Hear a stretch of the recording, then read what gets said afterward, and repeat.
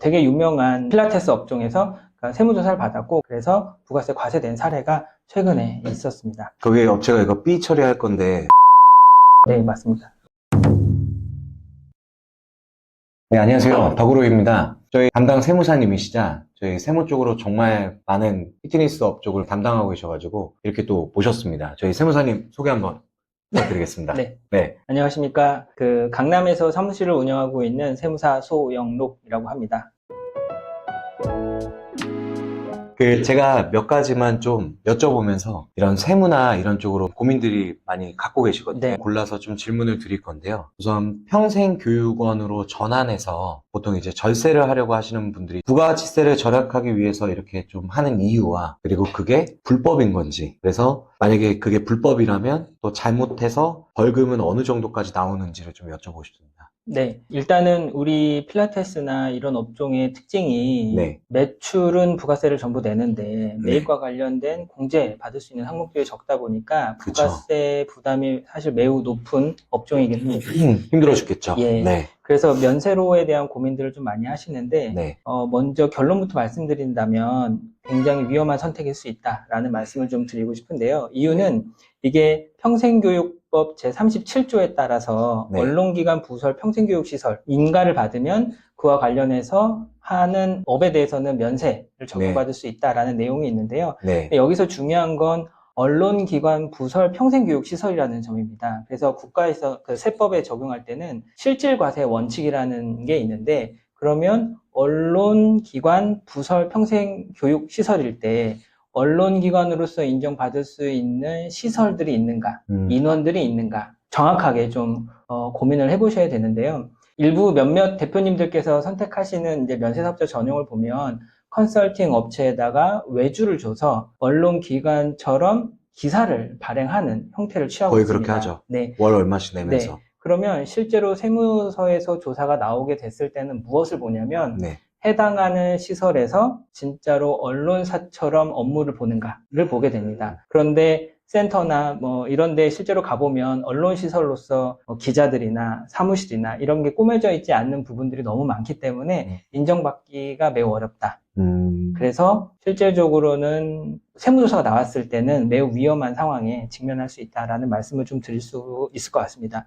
실제로 최근에 불과 2달 전으로 지금 기억이 되는데요. 되게 유명한 필라테스 업종에서 세무조사를 받았고 그게 대법원 판례까지가 나왔습니다. 그래서 대법원 판례에서는 실제로 면세사업장으로 인정할 수 없다. 그래서 부가세 과세된 사례가 최근에 있었습니다. 거기에 업체가 이거 삐 처리할 건데.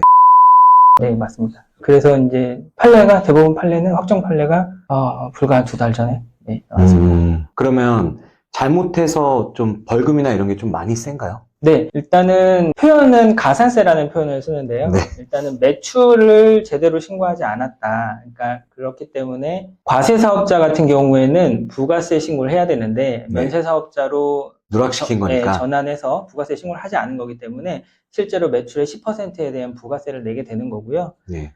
그리고 그 신고를 제때 정확하게 하지 않았기 때문에 신고불성실 가산세, 그다음에 납부불성실, 부가세를 납부하지 않았기 때문에 납부불성실 가산세가 1년에 10% 이렇게 붙게 됩니다. 네, 신고불성실 가산세 같은 경우에는 뭐 10%, 20%, 40% 이렇게 적용이 되는데 좀 낮게 10% 적용만 받는다 하더라도 1년에 20%의 가산세, 그리고 1년이 지날 때마다 10%씩에 대한 그 납부불성실 가산세가 추가로 붙게 되는 상황이라고 보시면 됩니다. 네, 그리고 다만 이제 부가세를 10%를 내기 때문에 실질적으로 매출은 10% 줄어드는 효과는 있거든요. 그래서 네. 소득세 측면에서는 조금 뭐 돌려받을 수도 있다. 소득세나 법인세 측면에서 조금 돌려받을 수도 있다라고 할 수 있지만 그렇다고 해서 그 매출 자체를 정확하게 신고하지 않았을 경우가 훨씬 더 많기 때문에 그렇죠. 네, 실제로 납부되는 세금은 좀 가산세가 좀 많이 크다라고 보시면 될 것 같습니다. 어마어마하네요. 네. 그러면은 요즘에 3.3% 이런 얘기들이 엄청 많이 있거든요. 사업소득을 떼는 그 분들과 저희가 근로소득 정직원으로 네. 진행했을 때 대표님 또는 강사의 입장에서 어떤 게 좀 더 유리할까요? 일단은 옳고 그름을 떠나서 네네. 현금이 유출되는 네. 비용이 나가는 측면으로만 숫자로 계산을 해본다면 대표님도 그렇고 프리랜서 PT 선생님들도 그렇고 다대보험료를 내지 않아도 되기 때문에 3.3% 신고하는 게 가처분 소득, 그러니까 세후 소득으로 측면으로 봤을 때는 조금 더 유리한 측면이 있어서 우리 업계가 그동안에는 3.3% 신고를 많이 했었던 건 사실입니다. 그런데 그렇게 했을 때 그 대표자가 그 프리랜서 PT 선생님들한테 출퇴근을 관리하거나 업무를 지시할 수 없는 그런 일들이 있거든요.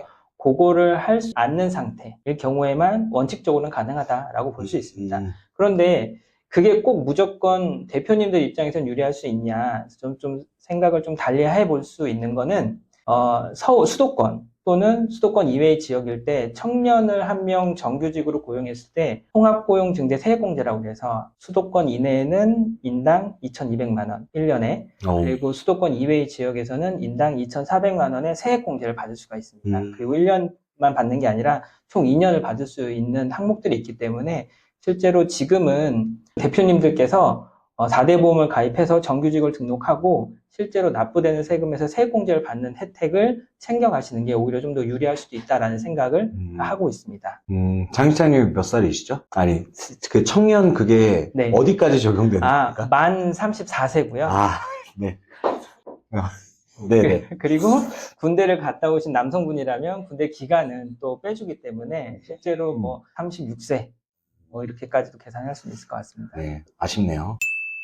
그러면은 어떤 센터들은 카드와 계좌이체를 받지 않고 현금으로 네. 이렇게 정말 무조건 회원님들한테 이렇게 현금으로 하시면 이렇게 해드릴게요 하면서 현찰을 네. 유도하는 센터들도 있는데 네. 진짜 좀 많이 궁금해하실 것 같긴 한데 네. 이럴 경우 기록에 안 남는 게 맞는지 그래서 좀 궁금합니다. 회원님께 네. 현금으로 직접 받는다고 한다면 네. 동영상을 찍어놓지 않는 이상 흔적이 남지는 않겠죠. 네. 그리고 그 금액이 적다면 내가 다시 받은 돈을 나의 계좌에 이체할 때도 큰 금액은 아닐 거니까 확인은 안 되겠죠. 그런데 현실적으로 따지고 보면 계좌 이체 받는 경우가 매우 많습니다. 그렇죠. 네. 거의 대부분이 현금을 찾아오는 게 어려우니까. 네, 맞습니다. 네. 그러면 그 계좌 이체를 받는다는 건 누군가가 신고 또는 세무서에서 뭔가 이슈가 됐을 때 조사를 받게 되면 다 드러날 수밖에 없다라고 보시면 되고요.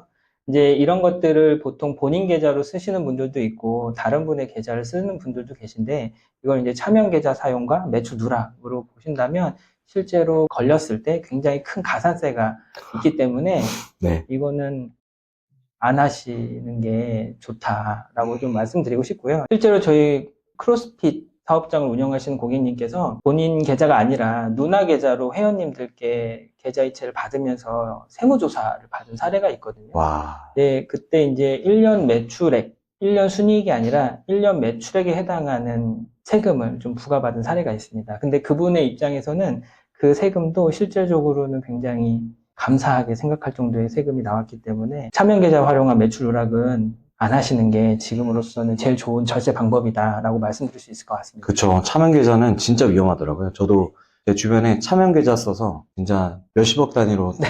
좀 되신 분도 네. 있었어가지고 차명계좌는 위험합니다. 정말. 네. 이게 이 차이점을 저도 몰랐었거든요. 네. 그러니까 절세와 탈세의 차이점은 어떻게 되는 건가요? 절세와 탈세의 차이점은 그러니까 예를 들어서 네.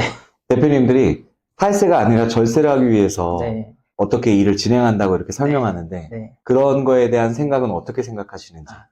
일단 가장 원칙적으로 구분을 해본다면 네. 사업과 관련된 비용을 잘 챙기는 것이 네. 이제 절세인 거고 네. 그리고 세법에서 규정하고 있는 것들을 따라서 세금을 줄이는 것이 절세라고 할 수 있는 거고요. 네네. 탈세는 그 이외의 방법들을 써서 부당하게 영업이익을 낮추고 그렇게 해서 세금을 줄여가는 과정이 이제 탈세라고 볼 수 있을 것 같습니다.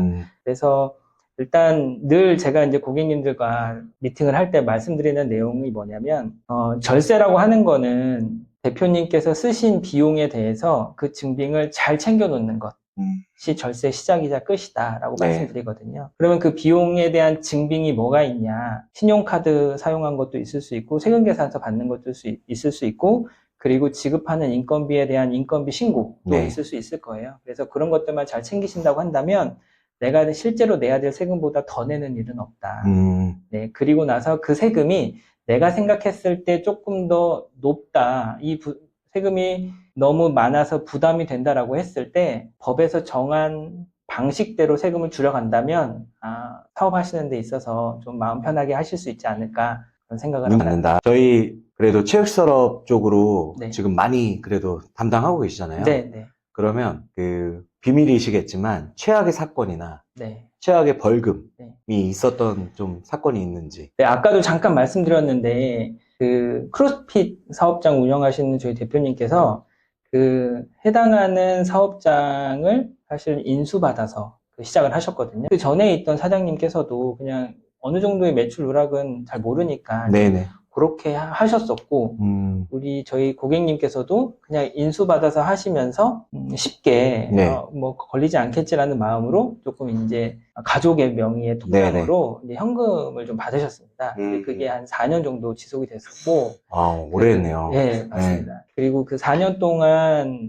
지속되는 과정에서 누군가가 좀 신고를 했던 것 같아요. 그래서 그 신고돼서 세무조사를 받으셨는데 실제로 이제 그 매출 누락된 금액이 거의 원래 매출의 한 40~50% 정도 차지했었고요. 그걸 있는 그대로 부가세하고 그다음에 소득세를 계산해 보니까 4년 동안 현금 매출 누락이 한 40~50%인데 네. 실제로 낸 세금은 1년 매출에 해당하는 세금을 내시게 됐고 그래서 세무서 조사관님께서 이분께서 이 세금을 낼 수 있겠는가를 네.